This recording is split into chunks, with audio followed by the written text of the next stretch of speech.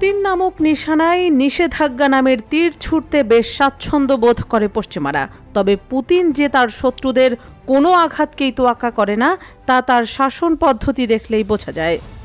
ইউক্রেনের সঙ্গে দ্বন্দ্বে জড়ানোর পর থেকেই রাশিয়াকে পণ্য সরবরাহে নানা ধরনের বিধিনিষেধ আরোপ করেছে ইউরোপ ও পশ্চিমা দেশগুলো।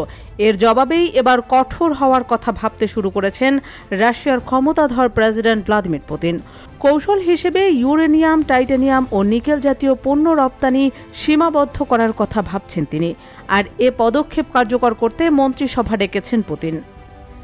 বিদেশে পণ্য বাজারজাত করার ক্ষেত্রে পুতিনের ভাবনা, সরকারের উচিত বিদেশি বাজারে সরবরাহের উপর কিছু বিধিনিষেধ সম্পর্কে চিন্তা করা। তবে এক্ষেত্রে রপ্তানি বন্ধ করলে নিজস্ব কোনো ক্ষতির সম্মুখীন হতে হবে কিনা সেই দিকটিও বিবেচনা করেছেন পুতিন সরকার।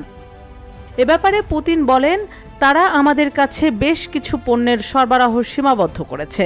আমাদেরও তাদের জন্য কিছু বিধিনিষেধ আরোপ করা উচিত, যেমন ইউরেনিয়াম, টাইটানিয়াম ও নিকেল। শুধু আমাদের নিজেদের ক্ষতি হয় এমন কিছু না হলেই হলো। পুতিন বিশ্বকে আরও স্মরণ করিয়ে দিয়েছেন যে রাশিয়া কৌশলগত কাঁচামালের মজুদের ক্ষেত্রে বিশ্বে অন্যতম।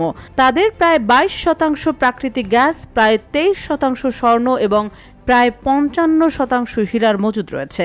পুতিন বলেন, কিছু দেশে কৌশলগত রিজার্ভ তৈরি করা হচ্ছে এবং কিছু ক্ষেত্রে অন্যান্য ব্যবস্থা নেওয়া হচ্ছে। সাধারণভাবে যদি এটি আমাদের ক্ষতি না করে তাহলে আমরা তা ভাবতে পারি। দেশের বাইরে সরবরাহের উপর কিছু বিধিনিষেধ সম্পর্কে শুধুমাত্র আমি যে পণ্যের নাম দিয়েছি তা নয়, অন্য কিছুর নামও আসতে পারে। এদিকে পুতিনের সক্ষমতার ব্যাপারে বেশ ভালোভাবেই অবগত শত্রু মার্কিন যুক্তরাষ্ট্র।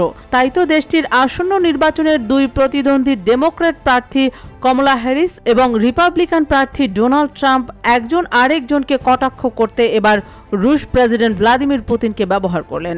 প্রথমবারের মতো বিতর্কে মুখোমুখি হয়ে গত মঙ্গলবার কমলা হ্যারিস ট্রাম্পের কঠোর সমালোচনা করে বলেন, বিশ্ব নেতারা ডোনাল্ড ট্রাম্পকে নিয়ে হাসাহাসি করেন।